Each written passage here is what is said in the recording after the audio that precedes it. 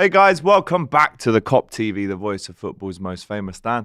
I hope you're doing well, and I hope that you can like this video. I hope that you can comment. This is a juicy one, right? A lot of opinions floating around. Let's get them in the chat, and then subscribe if you haven't already to the Kop TV. You can see all of our socials there as well. If you haven't found us on the TikToks, the Twitters, the Facebooks, the Instagrams, we've even got a shop as well, then make sure you do it. All of our socials are down below. This video today, some might say it's premature. I don't think so, right? It's the 5 things that we've learned from Arne Slot's first 3 Premier League games. Listen, as the season goes on, as the games roll on, as the months roll on, of course, we're going to find out more about Arne Slot. But so far, here's my top 5 things that we've learned. For good or bad, this is what they are. The first one, Arne Slot is ruthless, right? And we learned that after 45 minutes of his Premier League debut against Ipswich. I can give you a few examples, but the one I'll start with was that João Quansah was hooked at half-time. The only time I've ever seen in my lifetime a Liverpool manager hook a player due to having a poor game, and I'm not necessarily saying that João Quansah did have a poor game. I mean, the other time that I witnessed this, it really was a poor game. The word poor is actually probably a compliment to Dejan Lovren. We all remember the game. November 2017, I think it was. We played Tottenham at Wembley. We lost 4-1. And literally after 28 minutes, 30 minutes, Dejan Lovren is off the pitch. What we did see with Quansah was he lost a few duels, as we know by now. And he hasn't actually played since. Since then, he's actually been replaced by Ibou Konate. But I don't think anyone would have raised any eyebrows at that, to be honest, in the first place. Konate and Van Dijk are our 2 best and most experienced centre-backs, so they will start every game that they can.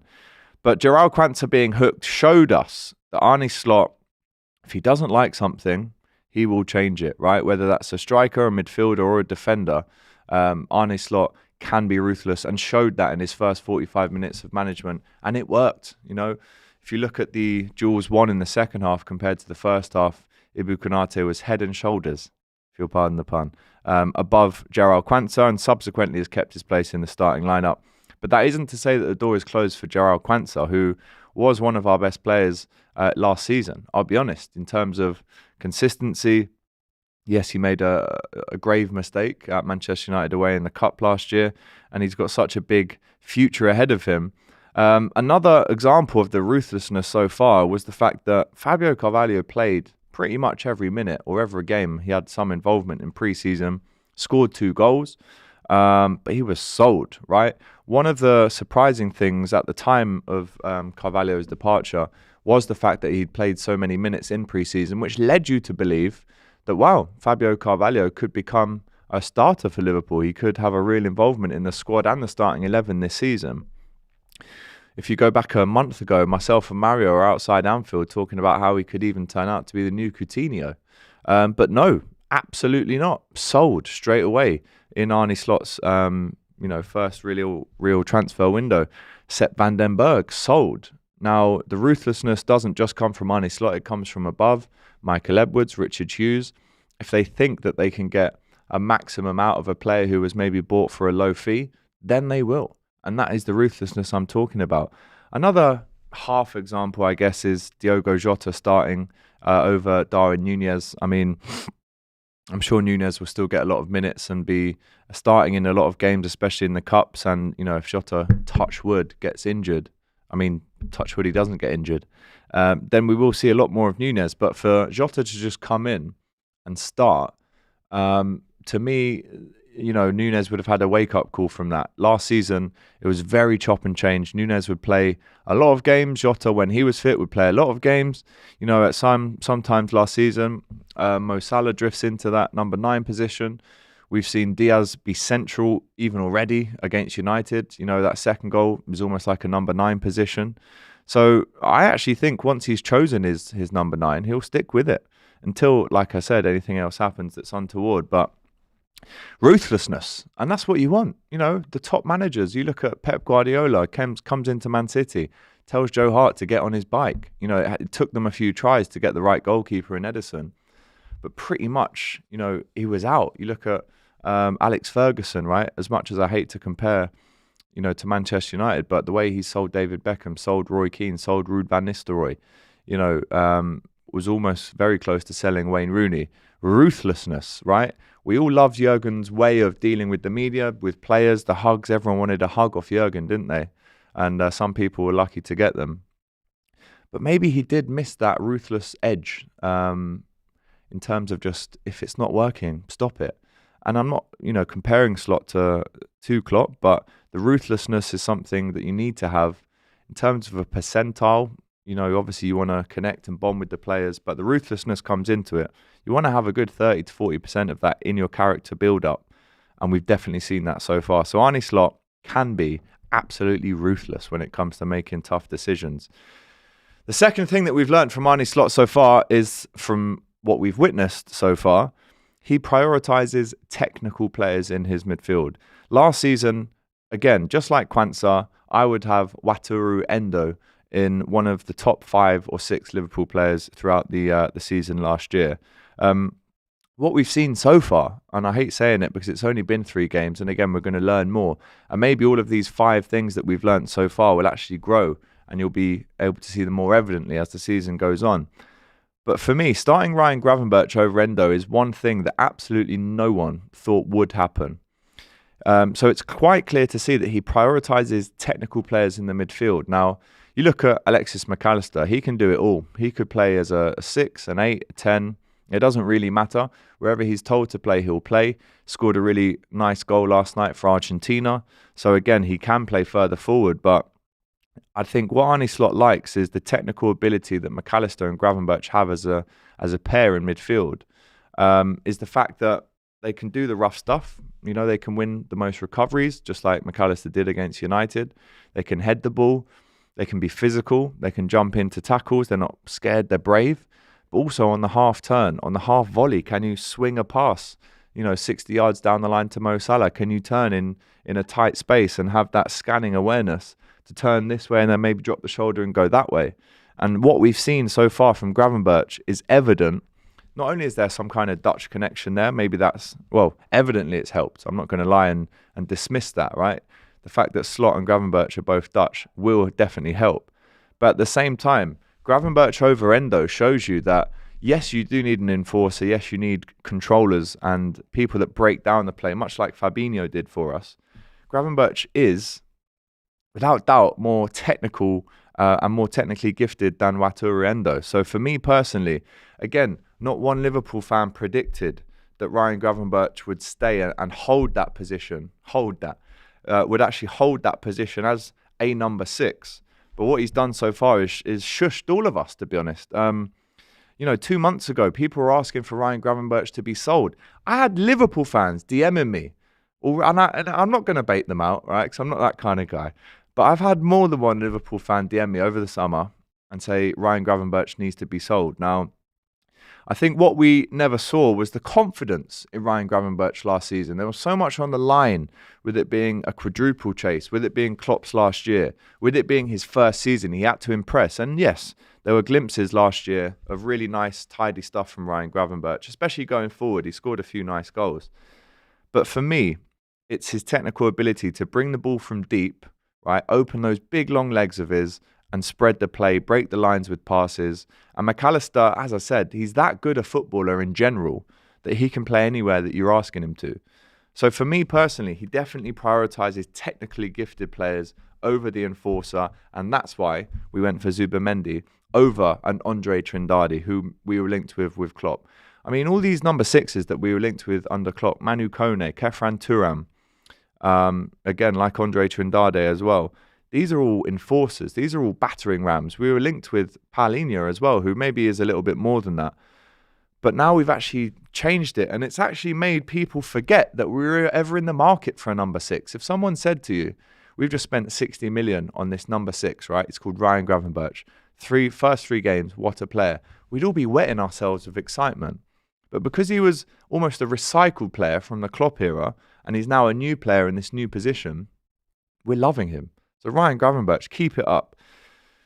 Number 3, right? Both wingers will flourish.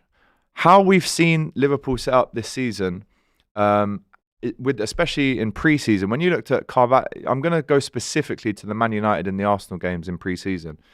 Fabio Carvalho almost started off as a wide forward, and obviously Mo Salah had that other wing as well. And what that allows you to do is once the midfield get the ball, they're looking instantly to play that ball through the line for Salah to run onto, or play that ball through the line for Diaz to run onto. And then Jota is almost directing the play and telling the midfielders who are advancing which side to play it to, which means eventually the wingers will flourish more, because last season, a lot of times teams would double up on Mo Salah. They'd have two that go across to Luis Diaz, and it stifled us, right?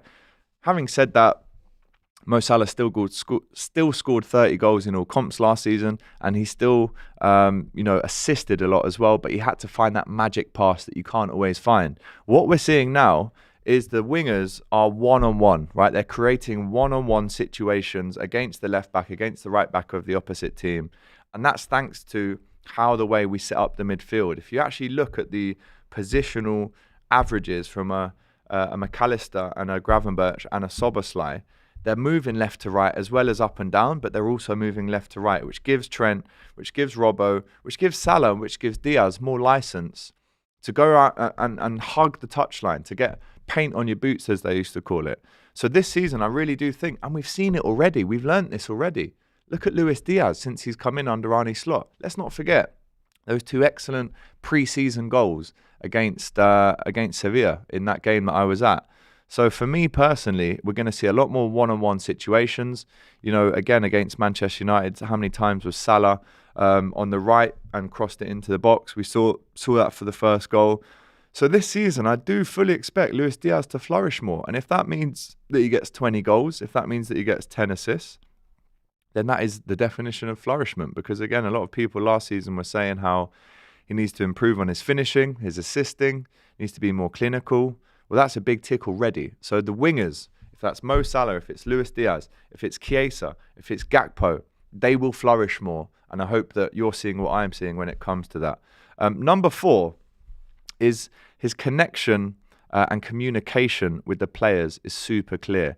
Every single player who goes onto that pitch knows exactly what they need to do. And I think amongst Liverpool fans, there was a fear that when Jurgen Klopp left, there would be, I don't want to say supply teacher vibes, because that would be disrespectful, but what I think we've seen is how the players, there's no fear in what they're asking him to do. He wants to kill the other team with passes. He wants to be running more. And if you look at Dominik Szoboszlai, for example, he ran the most out of anyone against Manchester United. He hasn't scored so far, which maybe people will raise an eyebrow about. But at the same time, that's the kind of Gini Wijnaldum influence that you need. Dominik Szoboszlai knows exactly what to do when he steps on that football pitch. So does Ryan Gravenberch. He likes his wingers to be high and wide, and maybe a number 9 or a false 9 that comes in to support the attack. He clearly communicates what he wants from the players, and he's very hands-on. He isn't called the head coach for no reason, He is very much on the pitch. He's very much a part of the training. Klopp would obviously stand and watch Pep Lijnders take training, which again worked. We can't criticise Klopp in any of this. This is just different. It's not better, it's not worse, it's different. Hopefully, we come away ending this season again like we already do, but we already understand, and maybe at the end of the season we'll understand even more what Arne Slot wants from this Liverpool team, and who knows, this era could be even better than the last one. So number 4 is definitely his communication and his connection with the players. He seems to really and again, at the start of the video I said good or bad, right? One of the bad things could maybe be his public chat with Trent on the bench after the Brentford game. But that's communication. That is communication, whether we like it or not. He's telling Trent, this is what I expect. This is what you did really well. This is what you could still improve on. And his communication with the players so far, from what we've seen, has been excellent, right? Whether it's in Dutch, whether it's in English, super clear. And, again, there was a fear of players not taking in what he wanted at the start, but that's been dispelled. I mean, behind the scenes, I've heard of a player, face to face, tell me how the training is super intense, I'll put it that way. But these are all things that are going to come with a new manager. He wants to impose his style, his work ethic, and I think that's what we're seeing so far. And whether they like the hard training, whether they like the extra miles that they have to do, it will pay off, and it has done at Feyenoord as well. So that's number 4. Number 5 would be his research, right? We all saw how he absolutely exposed Manchester United in 60 seconds after the game. We've never seen anything like that, right? And this man will research and employ a plan for each team that we face. It will be a different plan for each team that we face. We saw in the Ipswich game how in the second half especially, we just absolutely turned it on and controlled the game. The Brentford game, we were never out of control of it, totally in the driving seat. But again, different teams, different plans. And Manchester United, and it was so refreshing, wasn't it? Just for the league to see how he's really dug in and found the key to unlock the winning touch against United. He said last season they were man marking in the midfield and they had the press with a number 7 and a number 11. So the striker and one of the wingers jumped with him. This season they do more of a number 9 and a number 10 press, so they're in more of a 4-2-2-2 situation. This is different, and of course I see them, in my opinion, working harder if the ball is played through them. And that's what we did. How many times did we just play through the team, play through Casemiro, play through Kobbie Mainoo? These are all examples of thorough research and planning and preparation that's gone into every single game. He went on to say, that's how I saw it in their first few games. He says he didn't remember their star from last season that well, but their fullbacks go really high and Casemiro comes in between. So if you can keep the ball and Luis Diaz and Mo Salah high, as I said earlier, high and wide on the touchlines, then you're constantly in one-on-one situations. And then you need midfielders that can run. Again, how many times have we seen and spoken about Luis Diaz, his finishing, the fact that he can be a free to go one-on-one. Mo Salah's been one-on-one this season as well. And then you've got Dominic Szoboszlai and Diogo Jota running in behind them. He's literally telling us how to beat Manchester United on live TV in Old Trafford, having just beaten them 3-0. And then he goes on to say, we had 3 of them today in terms of, Salah, Diaz and Szoboszlai and Jota as the runners. And remember when Jota did that, that's no mistake either, right? This has been taught, this has been learnt in training. And he said, if you arrive in a duel, you have to be aggressive enough to win it. And that was one of the main reasons why we won. Liverpool's players knew how to press United's build-up effectively thanks to Slot's plan. But these tactics, they're not revolutionary because plenty of other managers have organised their teams to play through United. But it was very easy to do that. Now, let's see what his plan is for when we come up against the Bayer Leverkusen. That is a real, for the tactical nerds out there, that is an absolute stormer of a game, right? Alonso versus Slot. Let's see how he goes up against Real Madrid. If you look at our October run, it's horrendous, right? There's Arsenal away. I think we go to Southampton away. And then it's Bayer Leverkusen at home. It's Real Madrid. It's City away. Let's see what happens in those games as well. Let's see what the plan is in that. And as I said at the start of the video, and that's your 5, by the way. So far we've got his ruthlessness. He prioritizes technical players. The wingers will flourish. Connection and communication with the players is super clear. And it's the research, the employing of a plan for each team that we faced. And as I said at the start, as the games roll on, as the months roll on, we'll understand and learn even more from him, right? We've already seen a couple of examples of his charisma.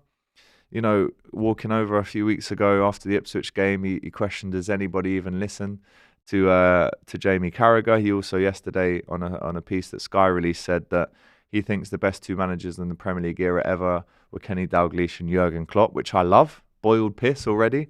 So he's got a bit of charisma, and again, you can't compare that to Klopp, right? But what he does do is something different, right? Whether it's going to be better, more successful in terms of trophies, time will tell us, right? That remains to be seen. But what he's also done so far, and this is shown due to the lack of signings, is appreciate that the Klopp squad that was left to him, there's not much you need to do to it. And as we've seen with Ryan Gravenberch, as we've seen with other players already, he appreciates how great a squad that was left to him by Jurgen Klopp. He also makes a couple of a bold joke here and there as well, so he knows what he is. But listen, so far so good, right? And again, watch this video back in 2 months. Hopefully these 5 points that I've researched myself and looked into will become more clearer as the season goes on. But there's your bite-sized 5 things that we've learned from Arne Slot so far in the season. Again, no game now until we play Forest at home, but another plan will have to be set up for them. And then we go on from there, people. And if you have enjoyed this video, please let me know in the chat, right? Just past 45k subscribers. We'd like to get to 50k as soon as possible. We also dropped a video yesterday, which was the contract update. The ball is in Liverpool's court. Salah wants the deal. When does that actually get over the line? And we did hot topics on Monday with myself and Doyle. And of course, we'll be back on Monday with Doyle discussing a lot more stuff, all to do with Liverpool FC. But until then, guys, I hope you've enjoyed this video. As I said, like, comment, and subscribe, and we'll see you soon. Hey guys, thanks for watching this video. If you've enjoyed this, make sure you check out the rest of the channel too. There's other stuff you'll enjoy for sure. Don't forget to like, comment, and subscribe to the Kop TV, The voice of football's most famous dads. Come on.